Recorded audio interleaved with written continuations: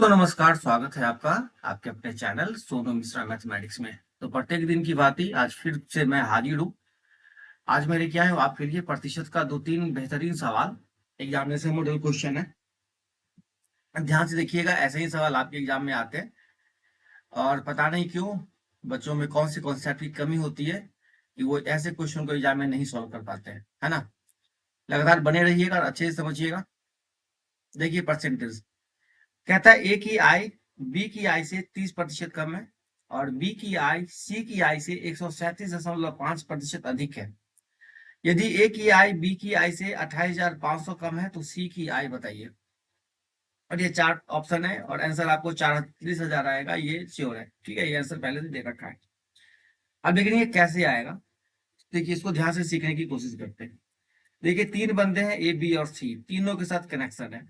बच्चे क्या करते हैं गलती, उनको परसेंटेज सेट करने में दिक्कत होती है। ठीक है, परसेंटेज वो सही से सेट नहीं कर पाते हैं क्योंकि उनको परसेंटेज का थोड़ा सा ज्ञान का अभाव रहता है परसेंटेज के मामले में।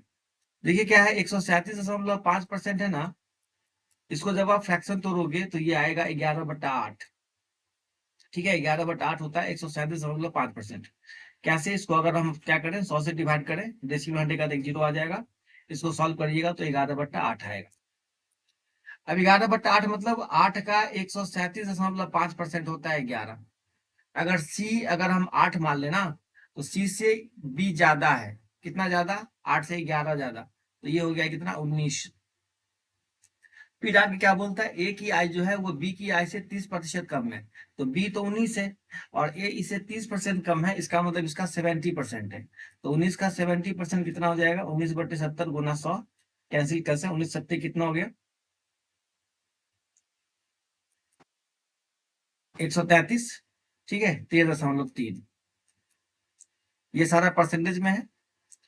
अब क्वेश्चन में क्या करता है जरा ध्यान से देखिए, मामला सेट है यहाँ पे। अब कहता है यदि ए की आय बी की आय से 28,500 कम है तो ए कितना है 13.3 और ये कितना है 19। कितने की कमी है भाई, जरा गौर करके देखिएगा। तो मुझे लगता है 5.7% की कमी है। तो 5.7% कितने के बराबर है, 28,500 के बराबर। ठीक है, और आपको वैल्यू किसका निकालना है, सी का। सी मतलब कितना, 8%।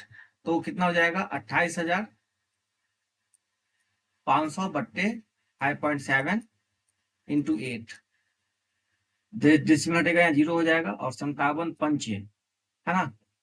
25 25 का 5, 7 बजे 35 5 और 25 25 3 38 28। ठीक है, ये कितना हो गया, 8 पंचे 40, 000, 40,000 ये हो जाएगा आपका आंसर। ठीक है, ये बहुत सिंपल कॉन्सेप्ट है, अगर जिन बच्चों को इसके बारे में पता है वो बहुत आसान तरीके से सॉल्व कर पाएंगे। ठीक है, अगला क्वेश्चन क्या कहते हैं, ध्यान से देखिए। ये भी बहुत बढ़िया सा क्वेश्चन है। तो क्वेश्चन बड़ा कर देता हूँ ताकि आपको दिखे अच्छे से। देखिए क्या है, कहता है राधा अपनी आय का 25% बचाती है और यदि उसके व्यय में 20% की वृद्धि होती है और उसकी आय में 29% की वृद्धि होती है तो उसकी बचत में वृद्धि ज्ञात करें। ठीक है, देखिए कैसे सॉल्व करेंगे। मान लीजिए राधा पहले अगर 100 रुपया कमाती है, ये इनकम। ठीक है, तो कितना बचाती है, 25 रुपया। तो सेविंग करती है कितना, 25% इसका मतलब उसका खर्च कितना होता है, एक्सपेंस 75 खर्च हो जाता है। अब कहता है उसके व्यय में 20% की वृद्धि होती है, तो व्यय में 75 में 20% बढ़ेगा तो हो जाएगा कितना, 90। ठीक है, 75 का 20% 15, बढ़ेगा 90। और उसकी आय में 29% की वृद्धि होती है, मतलब आय कितना हो जाता है 129। अब आप बताइए, 129 कमाएगा, 90 खर्च कर देगा, तो कितना बचेगा 39। क्वेश्चन क्या पूछता है, उसकी बचत में वृद्धि कितनी है, तो 25 से 14 39 कितना बढ़ा, 14 बचा। 14 कितने में, 25 में। ठीक है, इंटू 100, 25 चौका 100, 14 चौका 56%। ये हो गया जी आपका आंसर। ठीक है, तो प्रतिशत के सवाल को ऐसे ही लगाते रहिए और लगातार मेरे साथ बने रहिए और ऐसे ही बढ़िया बढ़िया कॉन्सेप्ट सीखते रहिए। लगातार सवाल लेके मैं आ रहा हूँ। आपका कोई डिमांड हो कि सर इस प्रकार के सवालों को सॉल्व करना बता दीजिए, तो मुझे निश्चित रूप से कमेंट करिए। और जो भी कॉन्सेप्ट मैं बताता हूँ, अगर समझ में आ जाती है तो कमेंट निश्चित रूप से करिए, ठीक है। कोई दिक्कत होती है तो कमेंट करिए, समझ में आ जाता है तो कमेंट करिए, ठीक है। फिर मिलते अगले वीडियो में, तब तक के लिए बाय बाय।